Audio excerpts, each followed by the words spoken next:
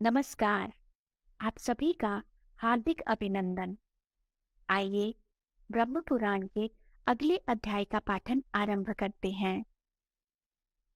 गृहस्थोचित सदाचार तथा कर्तव्य का वर्णन। व्यास जी कहते हैं, ब्राह्मणों, इस प्रकार गृहस्थ पुरुष हव्य, कव्य और अन्न से देवता, पितृ तथा अतिथियों का पूजन करें। संपूर्ण भूत भरण पोषण के योग्य कुटुंबी जन, पशु पक्षी, चींटियां, सन्यासी, भिक्षुक, पथिक तथा सदाचारी ब्राह्मण आदि जो भी उपस्थित हों, गृहस्थ पुरुष अपने घर में सबको संतुष्ट करें। जो नित्य और नैमित्तिक क्रियाओं का उल्लंघन करता है वह पाप भोजी है। मुनि बोले, महर्षि, आपने पुरुषों के नित्य, नैमित्तिक और काम्य त्रिविध कर्मों का वर्णन किया। अब हम सदाचार का वर्णन सुनना चाहते हैं, जिसका अनुष्ठान करके मनुष्य इस लोक और परलोक में भी सुख का भागी हो। व्यास जी ने कहा, ब्राह्मणों, गृहस्थ पुरुष को सदा ही सदाचार की रक्षा करनी चाहिए। आचारहीन मनुष्य को न इस लोक में सुख मिलता है न परलोक में।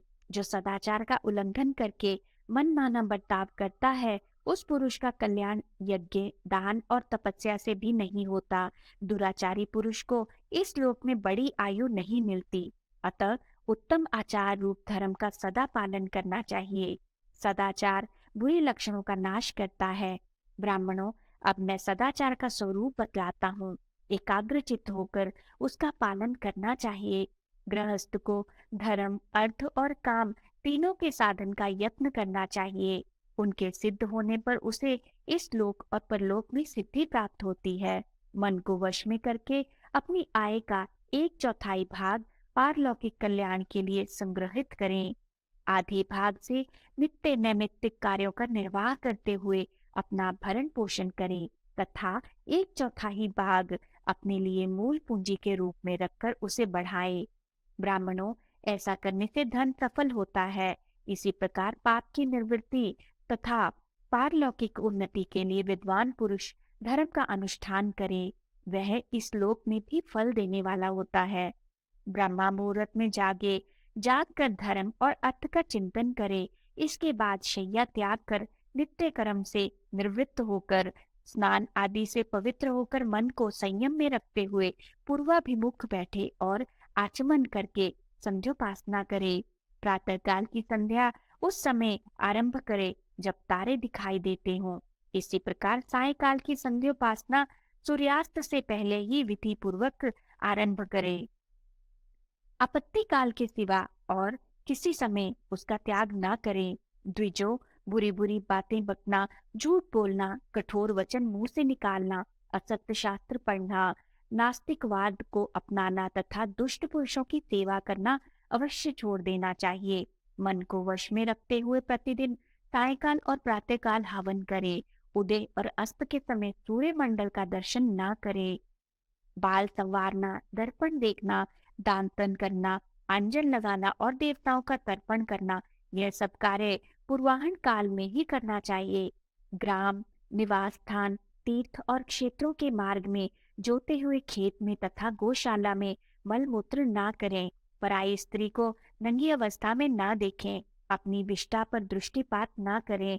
रजस्वला स्त्री का दर्शन, स्पर्श तथा उसके साथ भाषण भी वर्जित है। पानी में मल मूत्र का त्याग अथवा मैथुन न करें। बुद्धिमान पुरुष मल मूत्र, केश, राख, खोपड़ी, भूसी, कोयले, सड़ी गली वस्तुएं, रस्सी तथा केवल पृथ्वी पर और मार्ग में कभी न बैठे।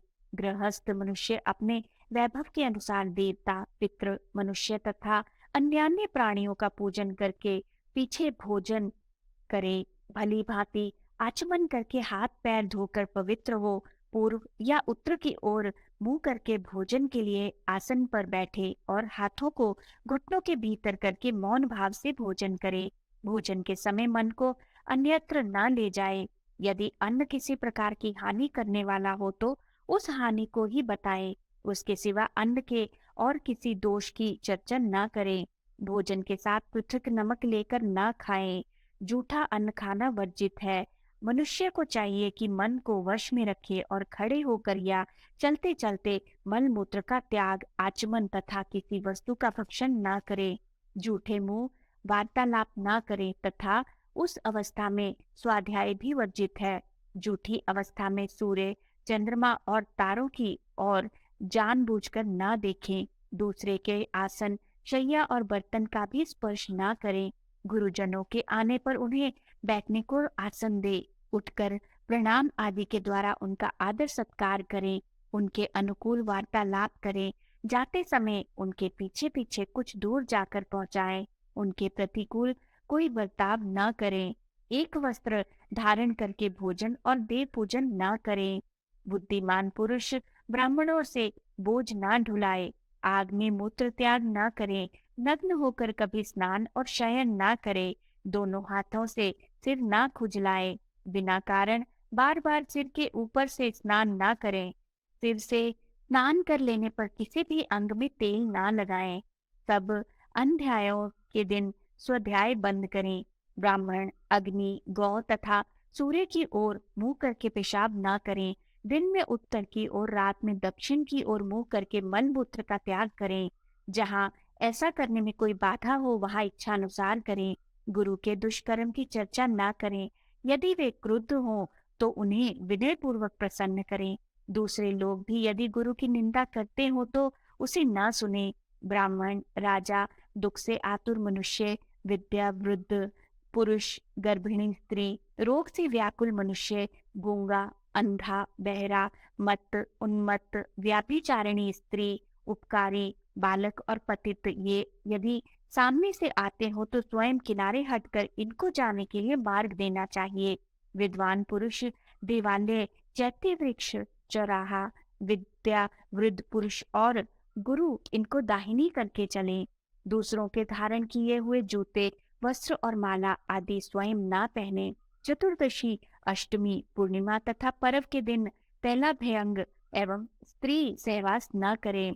बुद्धिमान मनुष्य बाहों और पिंडलियों को ऊपर उठाकर ना खड़ा हो तथा पैरों को भी ना हिलाए, पैर से पैर को ना दबाए, किसी को चुभती हुई बात ना कहें, निंदा और चुगली छोड़ दे, दंभ, अभिमान और तीखे व्यवहार का त्याग करें, मूर्ख, उन्मत्त, व्यसनी, कुरूप, हिनांग और निर्धन मनुष्यों की खिल्ली ना उड़ाएं, दूसरों को दंड ना दें, केवल पुत्र और शिष्य को शिक्षा देने के उद्देश्य से दंड दिया जा सकता है। आसन को पैर से खींचकर ना बैठें। सायंकाल और प्रातःकाल पहले अतिथि का सत्कार करके पीछे स्वयं भोजन करें। पूर्व या उत्तर की ओर मुंह करके ही दातन करें। दातन करते समय मौन रहें। दातन के लिए निषिद्ध वृक्ष एवं लताओं का परित्याग करें। उत्तर और पश्चिम की ओर सिर करके कभी न सोएं। दक्षिण या पूर्व दिशा की ओर मस्तक करके सोना चाहिए। जहाँ से दुर्गंध आती हो ऐसे जल में तथा रात्रि काल में स्नान ना करें। ग्रहण के समय रात्रि में भी स्नान करना बहुत उत्तम है। इसके सिवा अन्य समय में दिन में ही स्नान का विधान है। वस्त्र के छोर से अथवा वस्त्र हाथ में लेकर उससे शरीर को ना मलें। बालों और वस्त्रों को ना झटकारें। विद्वान पुरुष स्नान किए बिना कभी चंदन ना लगाए। एक दूसरे के वस्त्र और आभूषणों को अदल बदल कर ना पहने। जिसमें कोर ना हो और जो बहुत फट गया हो ऐसा वस्त्र ना पहने। जिसमें कीड़े अथवा बाल पड़े हों, जिसे कुत्ते ने देखा अथवा चाट लिया हो अथवा जो सार भाग निकाल लेने के कारण दूषित हो गया हो, ऐसे अन्न को कभी ना खाएं। भोजन के साथ अलग नमक रखकर ना खाएं। बहुत देर के बने हुए सूखे और बासी अन्न को त्याग दें।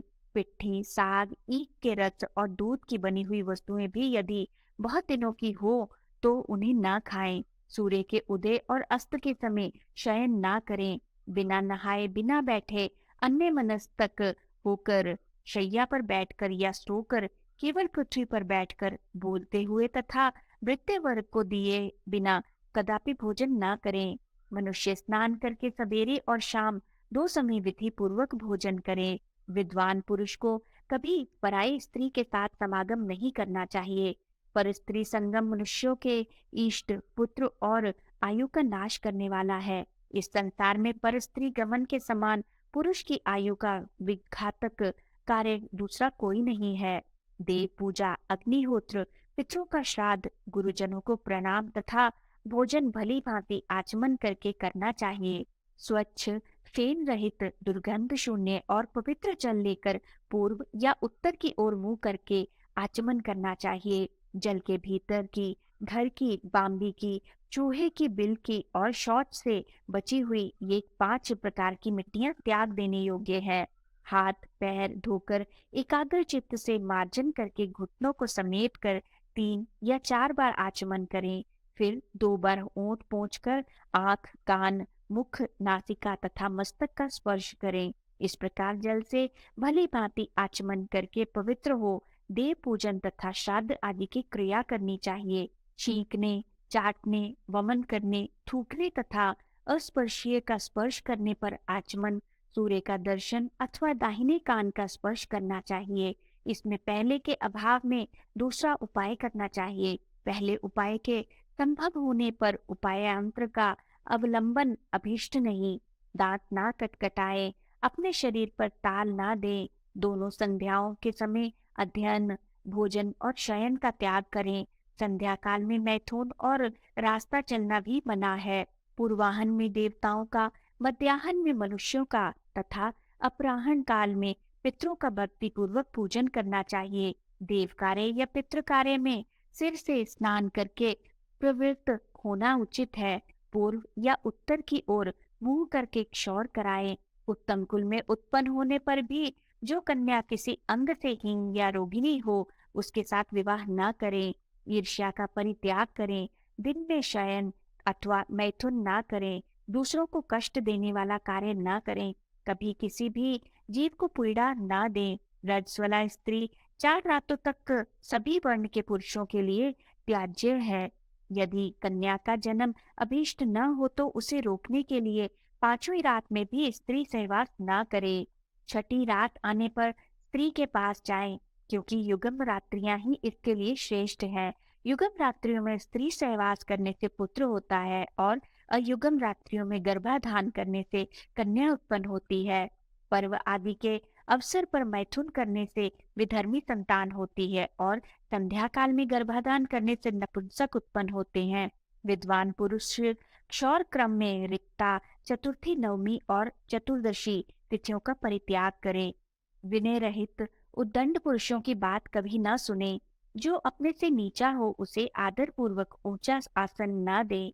हजामत बनवाने, वमन होने, स्त्री प्रसंग करने तथा शमशान भूमि में जाने पर वस्त्र सहित स्नान करें। देवता, वेद, द्विज, साधु, सच्चे महात्मा, गुरु, पतिव्रता, वेद, यज्ञ तथा तपस्वी की निंदा और परिहास न करें। सदा मांगलिक वेश धारण किए रहें। कभी भी अमंगलमय वेश न धारण करें।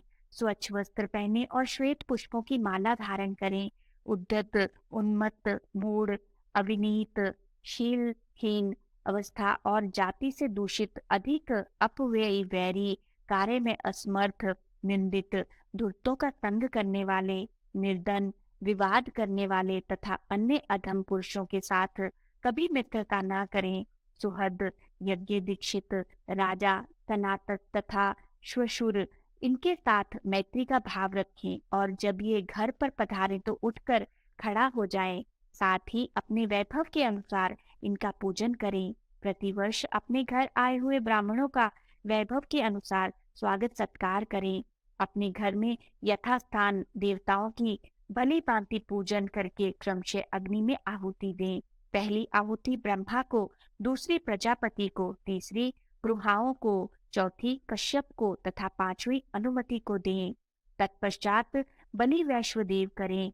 देवताओं के लिए पृथक पृथक स्थान का विभाग करके उनके लिए बलि अर्पण करें। उसका क्रम इस प्रकार है।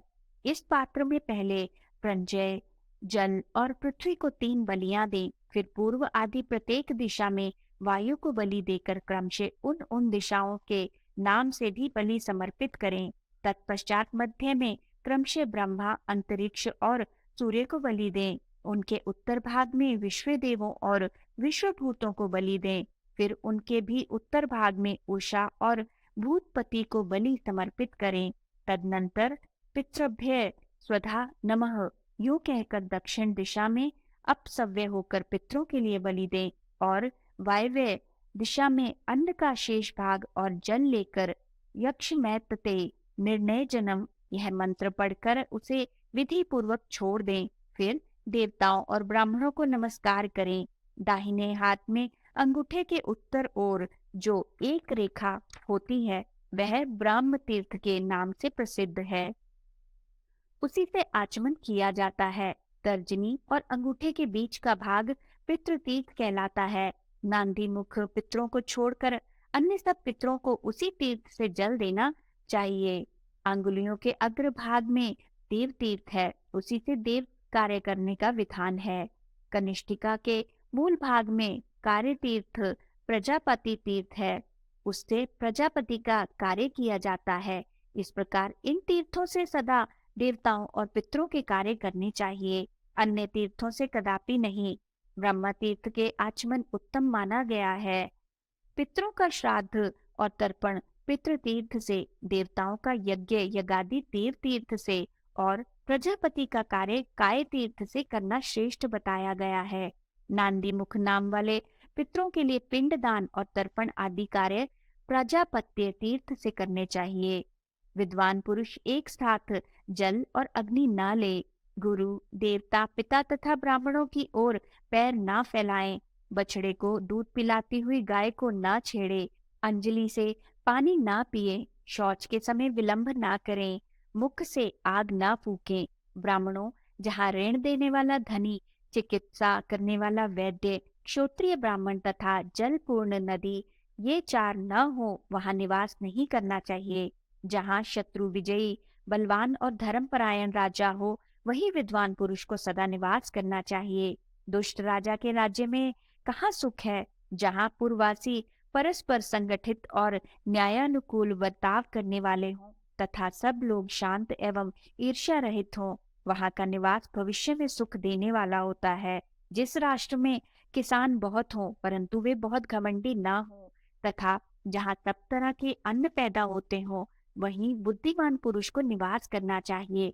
ब्राह्मणों, जहाँ अपने को जीतने की इच्छा रखने वाला मनुष्य, पहले का शत्रु और सदा उत्सव में मग्न रहने वाले लोग ये तीन सदा मौजूद हों वहाँ कभी निवास नहीं करना चाहिए। जिस स्थान पर अच्छे स्वभाव वाले पड़ोसी हो, दुर्दर्श राजा हो और सदा खेती उपजाने वाली भूमि हो वहीं विद्वान पुरुष को रहना उचित है। विप्रवरों, इस प्रकार मैंने तुम लोगों के हित के लिए ये सब बातें बताई। अब मैं भक्ष्य और भोज्य की विधि से संबंध रखने वाली बातें बतलाऊंगा। घी अथवा तेल में पका हुआ अन्न बहुत देर का बना हुआ अथवा बासी भी हो तो वह भोजन करने योग्य होता है।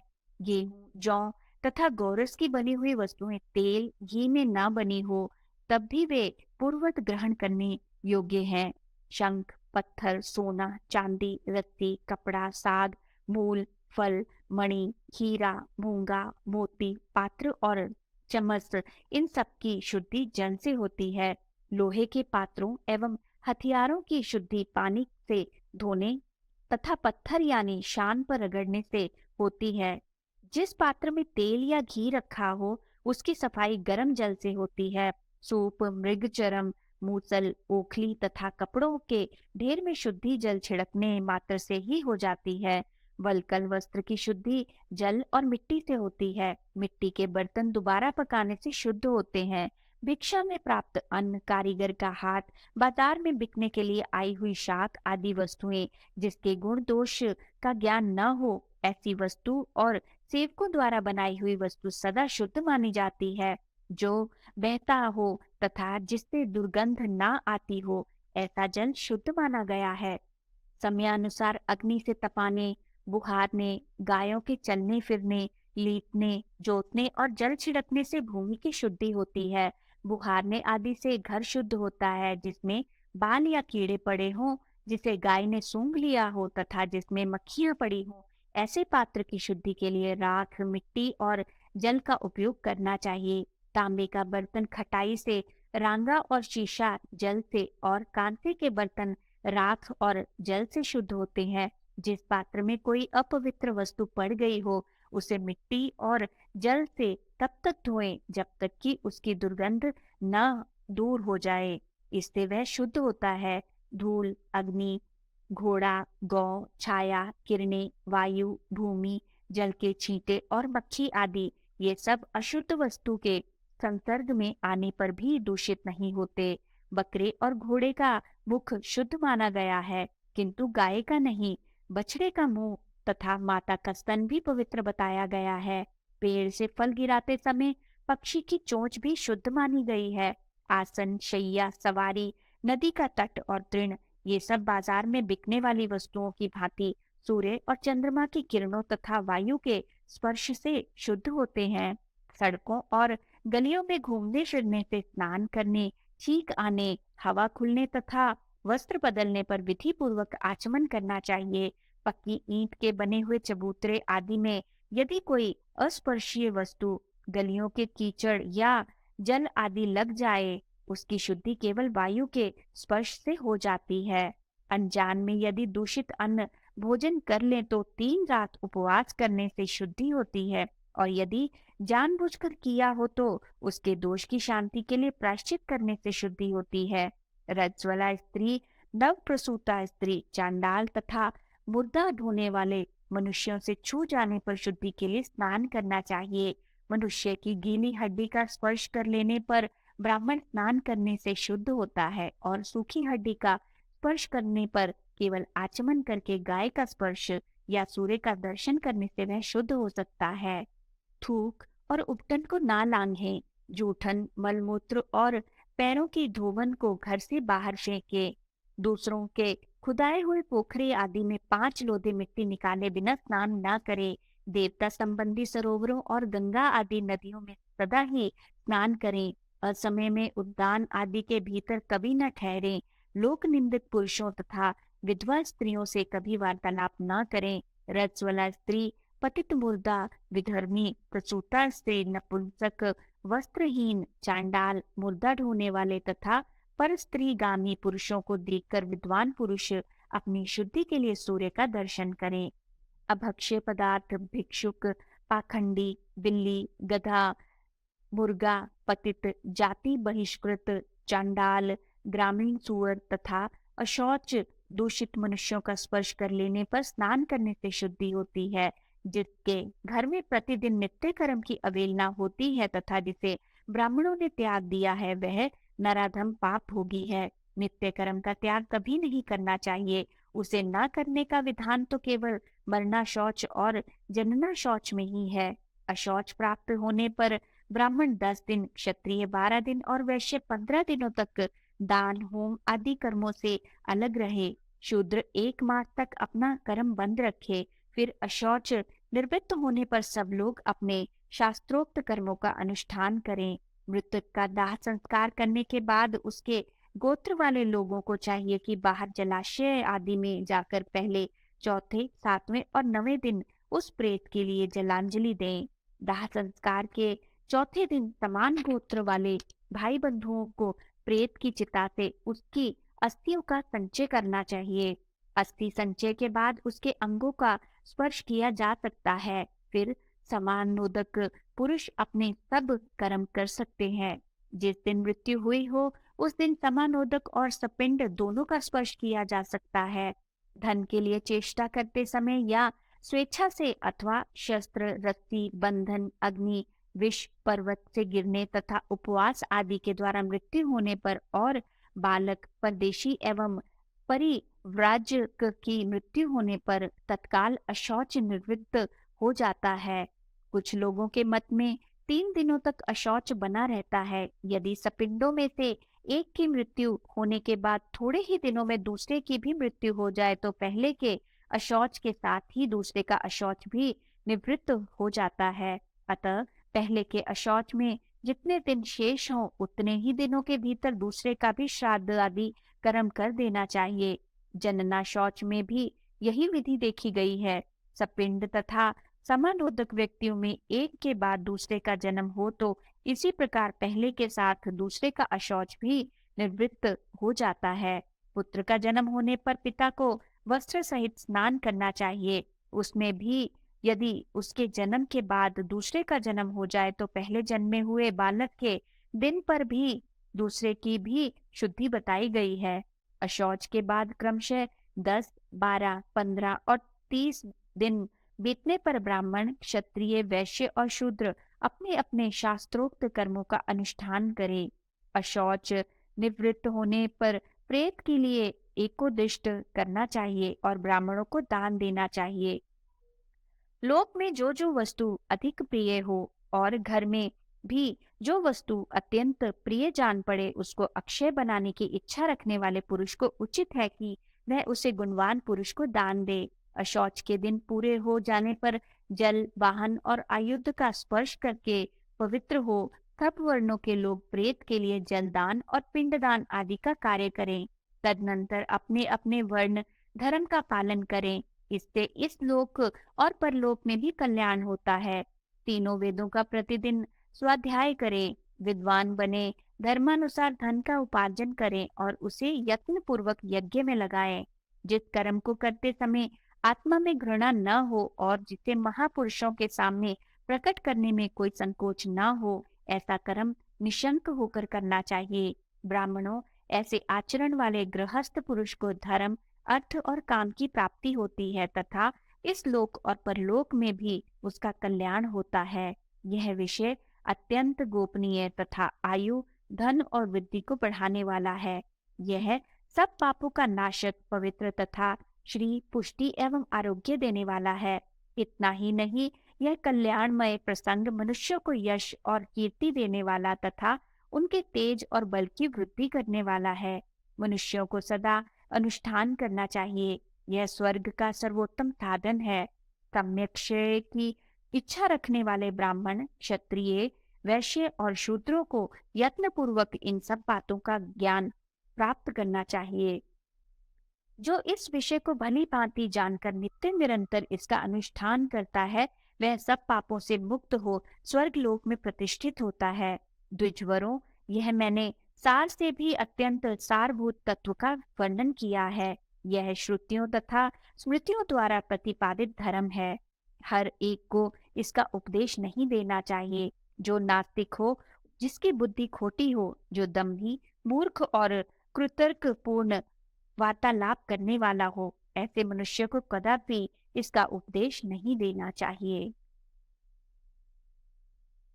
आज के इस पाठन को हम यही विराम देते हैं और अगले अध्याय के पाठन के लिए आपके साथ फिर से जुड़ेंगे। तो आइए ब्रह्मा जी के इस मंत्र से आज का समापन करते हैं। ओम ब्रह्मणे नमः। ओम ब्रह्मणे नमः। ओम ब्रह्मणे नमः। ओम ब्रह्मणे नमः।